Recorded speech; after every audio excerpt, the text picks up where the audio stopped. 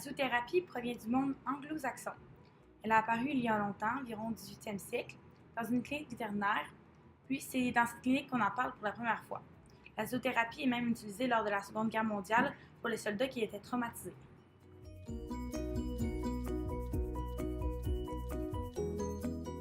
La première question est qui s'occupe de la zoothérapie et est-ce que ces personnes ont besoin d'être souvent présentes? OK. Qui est-ce qui s'occupe de la zoothérapie? On est deux cofondatrices, moi, Ginette Wagner, et ma cousine Jocelyne Noy. Par contre, pour ce qui est pour nettoyer le local de zoothérapie, on est en collaboration avec Croissance Travail, avec la PE. Donc, j'ai des jeunes qui viennent ici à tous les matins pour nettoyer le local de zoothérapie. Et j'ai aussi des bénévoles sur les étages. Et je ne sais pas si la question, je ne me souviens pas, ça fait 21 ans qu'on existe, je ne sais pas si on l'avait dit. Mais on est une grosse équipe. Je dirais, il y a 24 animaux, 14 bénévoles, 7 intervenants, puis moi et ma cousine. Par la suite, quels sont les bienfaits que cette thérapie apporte aux personnes âgées? Cela peut être n'importe quel point de vue, autant physique que mental. Bon, qu'est-ce que ça apporte? Bien, premièrement, on va parler de sociabilisation, parce que souvent, on a des gens isolés qui sont seuls. Donc, quand on arrive avec les animaux, c'est certain qu'il se crée une dynamique extraordinaire. Donc, au niveau de la solitude, ça aide beaucoup. Au niveau de la motricité, si on fait brosser, par exemple, un chien, un chat, ça aussi, ça vient dans notre créneau de zoothérapie. Fait qu'on va travailler la mémoire, la motricité, la sociabilisation. Fait que ça va au-delà des fois d'une visite amicale. Par la suite, que pensiez-vous de cette thérapie? Pensiez-vous que les résultats de celle-ci allaient être plutôt concluants ou aviez-vous plutôt une opinion? Il n'y a pas un moment d'une journée où c'est pas magique. Puis j'y croyais. Fait qu'après 21 ans, j'y crois encore aussi fort, sinon plus. Et puis, parce que si vous allez voir là, sur la vidéo, les résultats qu'on a, on en a des résultats. On ne peut pas remettre les gens sur pied, mais c'est certain qu'on leur apporte un moment de réconfort. Pensez-vous que cette thérapie doit être plus connue ainsi que pratiquée? Si oui, pour quelles raisons? Il devrait en avoir dans tous les centres de soins de longue durée. Et d'ailleurs, c'est pour ça que j'essaie de rencontrer Mme Blais pour qu'il y ait cette approche dans tous les centres parce que nos aînés sont tellement délaissés.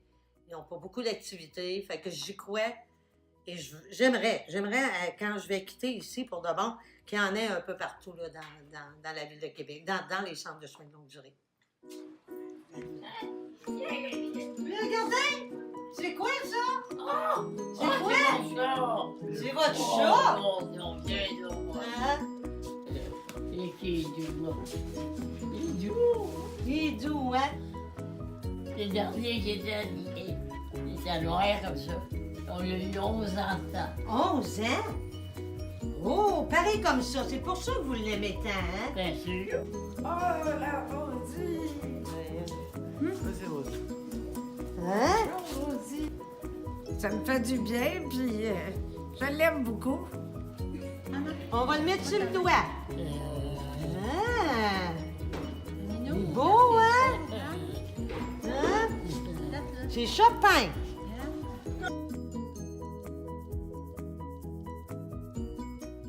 La zoothérapie permet un bien-être psychologique ainsi que physique, c'est-à-dire que certaines personnes âgées souffrent d'Alzheimer, d'anxiété, de manque de confiance en soi, de solitude, de manque d'autonomie, de manque de concentration, d'absence au niveau socio-affectif et de bien autre chose.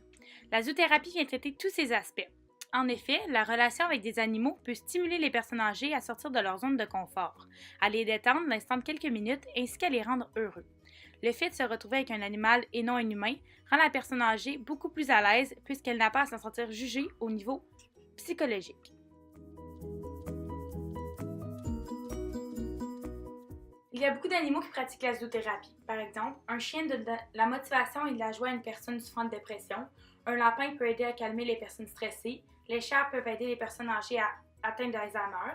Les animaux qui pratiquent la zoothérapie sont pour la plupart calmes puisqu'ils apportent un effet calmant qui aide beaucoup à la thérapie.